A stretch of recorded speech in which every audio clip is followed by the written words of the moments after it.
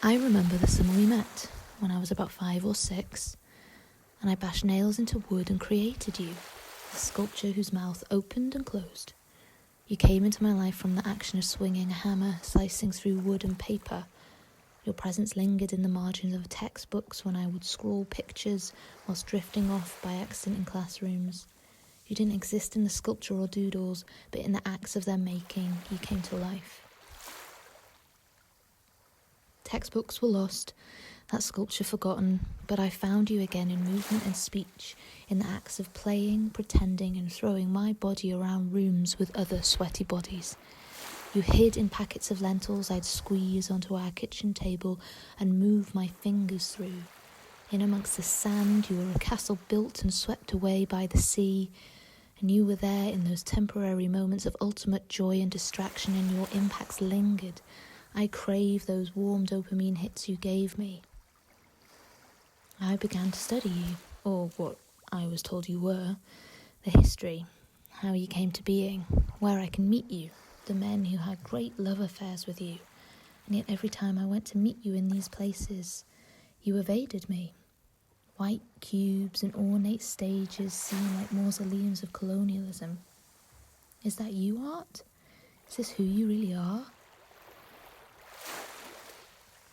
I was told that I could expect to find you when I started work, but you were further from me there than anywhere else. I wanted to share the dopamine hits you gave me, so I shared the tools I'd used to excavate you before, from pen to paper or words spilling from my mouth, swinging hammer, moving bodies. But I'd meet you where I had to now. It had been over 2 decades since our first encounter. Our relationship became controlled, and I was only allowed to experience you in white cubes on ornate stages. I was an audience to your spectacle, untouchable to me there. I lied for you. I still do. I told people who were cautious of you that you could give them that dopamine hit I so desperately craved.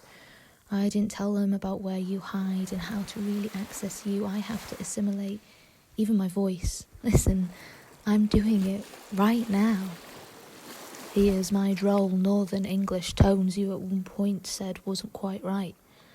I don't tell people about how you're mainly white, or at least how you're tied up in your mausoleums of colonialism dictated to by white money. I don't tell them the stories about the men who bend your rear, or who ensure your relationship blossoms with only those they consider quality, decided by your historicisation of what went before being good, the dry, linear projection of old white men's choices.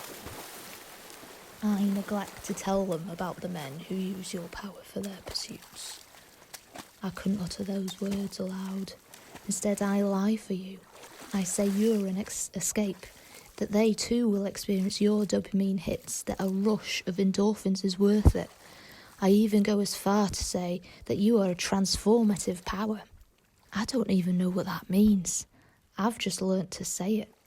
I say it now to pay my bills because I have to legitimise my relationship with you to those creaking, haunted mausoleums.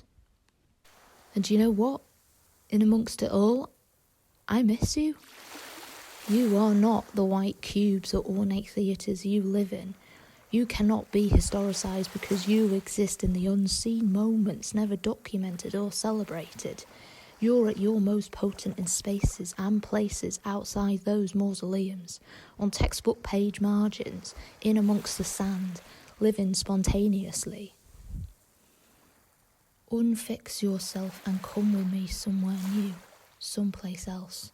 Share yourself, open yourself up to every margin of every textbook, in every sweaty dance-filled room, every sandcastle on every beach, in the momentary impermanent spaces where frustrations are released.